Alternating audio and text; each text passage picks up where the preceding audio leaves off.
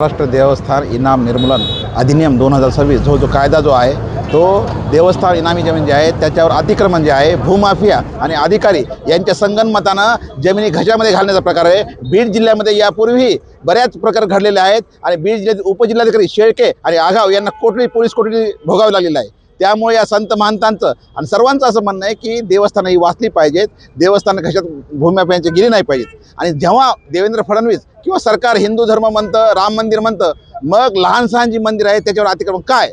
त्यामुळे आज या ठिकाणी केवळ संत महंतांच्या उपस्थितीमध्ये प्रशासनाला इशारा देण्यासाठी दिंडी मोर्चा काढलेला आहे। भविष्य काळामध्ये प्रत्येक ठिकाणी रस्ते जाम केले जातील, लोक रस्त्यावर उतरतील आणि प्रशासनाची गंभीर दखल घ्यावी असं आमचं म्हणणं आहे। देवस्थानावरती अनेक अतिक्रमण देखील आहेत, अनेकांनी ते बळकावलेल्या जागा आहेत, त्या संदर्भात देखील संरक्षण दिलं पाहिजे अशी देखील मागणी होती। नेमकं काय गेल्या कित्येक वर्षापासून जर आपण पाहिलं तर देवस्थानावर मोठ्या प्रमाणात अतिक्रमण झालं, मात्र स्थानिक राजकीय पुढारी आणि अधिकारी यांनी संगनमताने त्यांनीच देवस्थान काबीज केलेले आहेत, अतिक्रमण त्यांचेच आहेत। त्यामुळे आपले जात आपलेच वोट या नावाने प्रशासन आणि पुढारी कुठल्याही प्रकारचा हस्तक्षेप करत नाहीत, कारवाई करत नाहीत। महाराष्ट्र सरकार जे देवस्थान निर्मूलन जो कायदा आणत आहे त्यामुळे देवस्थानाच्या ज्या जमिनी आहेत त्या जमिनी भूमाफियांच्या घशात जाणार आहेत आणि देवस्थान मठ संस्थान हे धर्माचे प्रसार केंद्र आहेत आणि हे प्रसार केंद्र जर भूमिहीन झाले तर धर्म वारकरी संप्रदाय हे आमचा धोक्यात येणार आहे।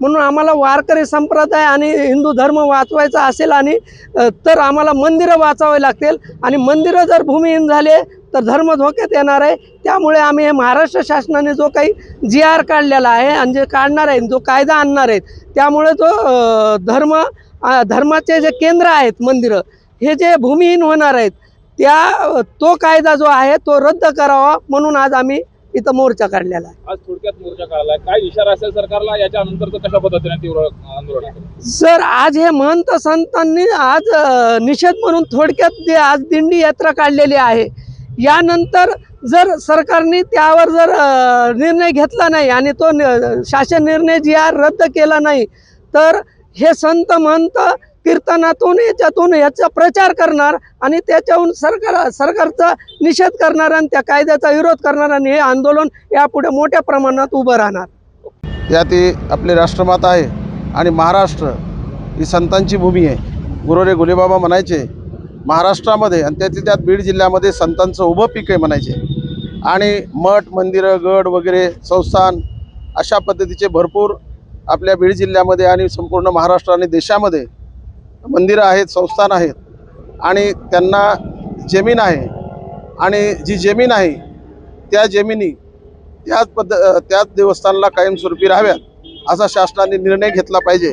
दुसरे निर्णय घेऊ नयेत आणि दुसरे जर निर्णय घेतले तर मठ मंदिरं वगैरे हे व्यवस्थितपणाने जे सध्या चालतात तर त्यांना सगळ्या अडचणी निर्माण होण्याची शक्यता आहे आणि त्या अडचणी निर्माण जर झाल्या तर महाराष्ट्र ही संतांची भूमी जी आहे ही म्हणता येणार नाही का? त्याचं कारण आहे की त्या संस्थांवर कोणी संस्थान चालवण्यासाठी त्याच्यानंतर ज्याला आपण काय म्हणतो विद्यार्थी वगैरे ठेवले जातात, वारकरी संप्रदायामध्ये वारकरी शिक्षण संस्था वगैरे त्याच्यावरती त्या चालतात। तरी अशा जे काही देवस्थानच्या विरोधात वगैरे काही निर्णय घेतले चाललेले आहेत असं ऐकलेलं आहे। तरी माननीय मुख्यमंत्री महोदय आणि महाराष्ट्र शासनाला विनंती आहे की त्यांनी ते निर्णय जे आहेत ते तात्काळ मागे घ्यावेत आणि वारकऱ्याला आणि देवस्थानाला संरक्षण द्यावं ही सर्वांना प्रार्थना आहे।